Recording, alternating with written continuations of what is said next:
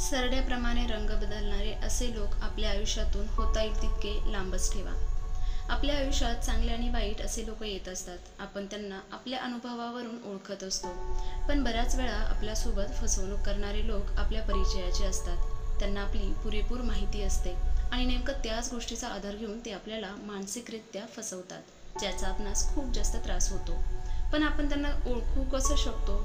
कारण असे लोक खूप चतुर असतात, अगदी लांडग्यालाही मागे टाकणारे.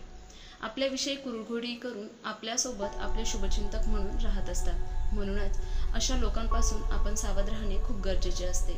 अशा लोकांना आपण पुढीलप्रमाणे ओळखू शकतो, जेणेकरून आपण त्यांच्या गोड बोलण्याला बळी न पडता आपल्या आयुष्यातून त्यांना होता येईल तितकं दूर ठेवू शकतो.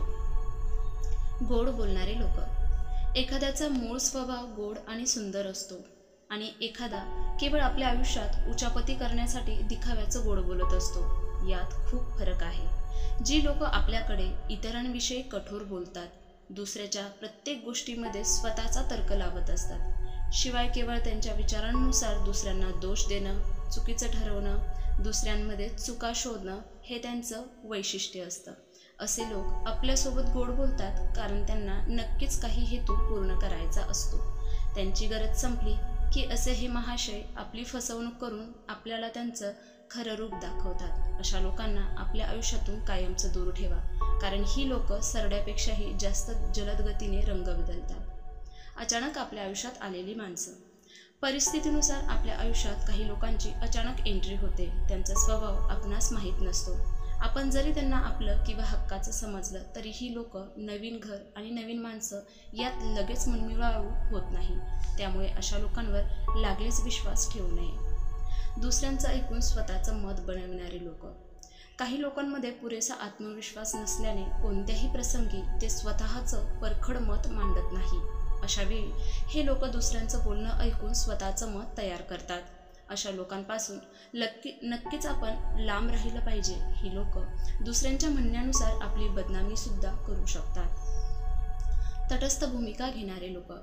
आपल्या आजूबाजूला असे बरेच लोक असतात की ज्यांना आपल्याविषयी बरीच माहिती असते, तरी देखील वेळ प्रसंगी असे लोक न बोलता तटस्थ राहतात. असे लोक न बोलून एक प्रकारचा अडथळा आपणास तयार करतात. अशा लोकांशी जास्त जवळीक न साधणे हेच योग्य समजावे. खूप बोलणारी लोक.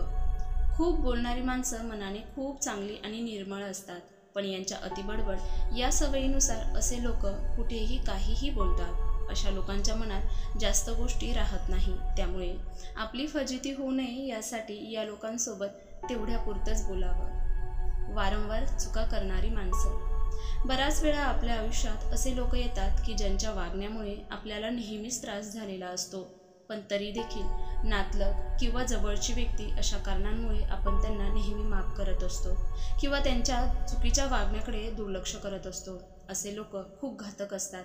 हे लोक चुकीचं वागणं कधीही बंद करत नाही. त्यामुळे आपल्या आयुष्यातून यांना कायमचंच ब्लॉक करून टाकलेलं बरं. अनोळखी लोक.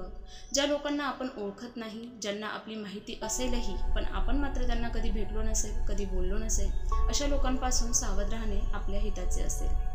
मी म्हणत नाही की सर्व माणसं चुकीचे असतात, पण अशी काही माणसं नक्कीच असतात जी आपल्यासोबत राहून आपल्याशीच फसवणूक करतात, ज्यांना ओळखणं फार अवघड असतं.